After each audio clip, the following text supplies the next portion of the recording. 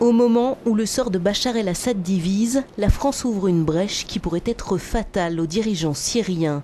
On a appris ce mercredi qu'une enquête avait été ouverte par le parquet de Paris pour crimes contre l'humanité. Dans les geôles syriennes, le régime aurait fait torturer des milliers de personnes soupçonnées d'être des opposants. Le dossier à charge, le voici, c'est celui d'un ancien photographe légiste ayant fui la Syrie, 55 000 photos de corps mutilés et décharnés.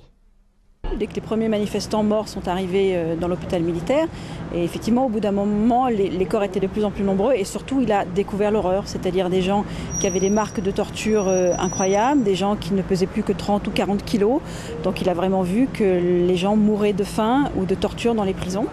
C'est le ministère des Affaires étrangères qui avait en sa possession ce rapport et qui l'a transmis à la justice. Depuis New York, où il assistait à l'Assemblée générale des Nations unies, Laurent Fabius a dénoncé une bureaucratie de l'horreur.